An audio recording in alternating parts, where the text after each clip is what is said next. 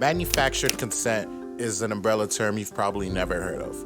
Originally from a book called Manufacturing Consent, The Political Economy of the Mass Media. It was written by two American economists, Edward S. Herman and Noam Chomsky. And what it is theoretically is how mass media systematically shapes public opinion to serve elite interests.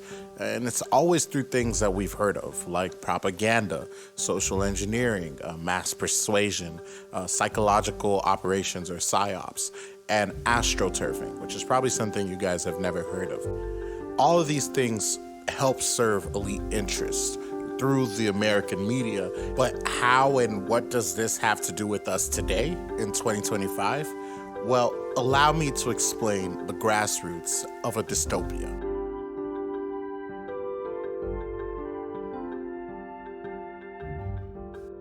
So while Herman and Chomsky focused on mainstream media gatekeeping information, today's media landscape has splintered into echo chambers and algorithmic bubbles. This creates what some scholars call manufactured dissent. People aren't just passively receiving elite messages, but are actively divided into hostile camps, consuming entirely different information universes.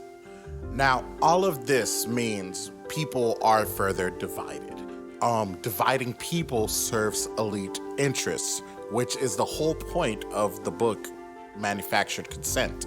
The more divided we are, the more at odds people are, is the more that we forget what's really happening. I mean, let's take into account the most recent events that happened with the Charlie Kirk passing. Unfortunately, a speaker was assassinated. And it's sad to see this happen in our society, for people to be killed over their opinions.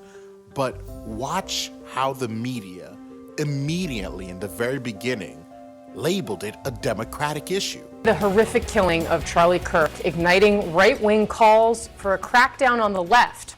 I've had some of my Republican colleagues reach out to me because some of us have been receiving intimidating phone calls or messages, emails, because we're being blamed for the murder of Charlie Kirk. Asked by reporters if there'd be an investigation into some of these left groups or liberals. Here's what he said. The problem we have is on the left. And when you look at the agitators, you look at the scum that speaks so badly of our country, the American flag burnings all over the place, that's the left, that's not the right. People from news were immediately saying it was the left, it was the left. These type of ideals is what fragments us as a society. Imagine a person who is a Democrat, who's watching this, but does not have angry or murderous intent towards another man.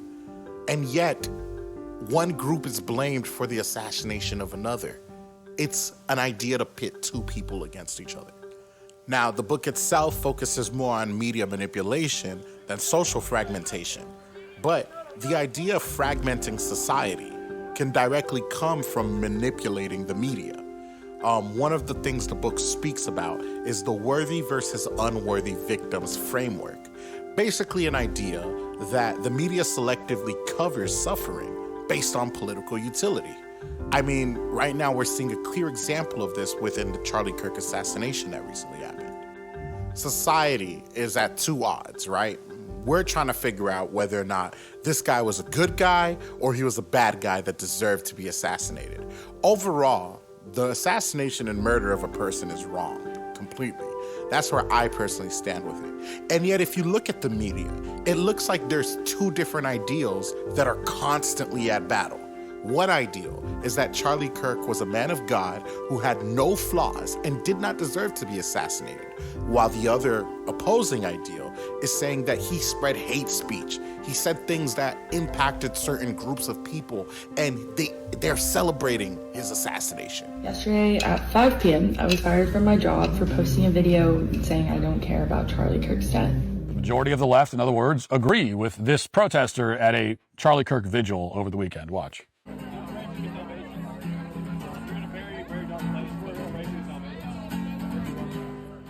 I don't want your salvations. Why? I want you to f***ing die. We're not gonna give you a second chance, even when you beg for it on your knees. begging and pleading. I want you to die, he sings.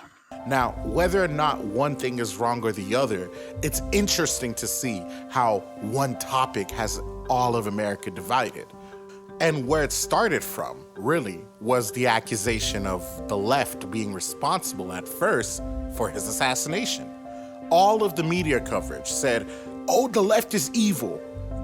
Democrats is the party of evil. Then you find out Democrats didn't do it. There's no rescinding, there's no apology, there's no my bad, nothing like that. Everything just disappears. The accusations, the idea that Democrats did it is suddenly swept under the rug, under the whole hoopla of the situation. Sounds like a lot of... Hoopla! Sounds like a... Hoopla! Hoopla! Sounds like a lot of hoopla to make over a little Krabby Patty, right? And what are we left with at the end of the day? Well, we're left with this underlying feeling that things will never be peaceful. We're left with this idea that there's two groups of people that is running our country, and we don't know where they really stand with each other. We see you. We hear you. And we stand with you. I picked up the bear and put him in the back of my van. They're eating the dogs, the people that came in. They're eating the cats. A responsible owner does what they need to do. Pretty big bunny, huh? Hey, it's Doug. They think he looks good in a bathing suit. A floating island of garbage. I think it's called Puerto Rico. And you're in the boat, and the battery's now underwater, and there's a shark. How'd that happen? You know, I guess I just forgot. I'll take electrocution every single time. All I know about magnets is this. Give me a glass of water. Let me drop it on the magnets. That's the end of the magnets. A scientist went out, said hello to his girlfriend, and that was the end of that. She died, and then people started dying all over the place, but who knows? Hate is being spewed from one end to another, and it's trickling down to the common folk. And that's the problem. The common folk, a lot of people lack critical thinking. Yes, I'm talking to you, the people. A lot of us do not have the ability to truly be skeptical to the words that's coming out of the horse's mouth. And the government knows this. The world knows this. Psychological operations are always at play. And what I want to do with my videos is to elevate our thinking to a fourth dimension.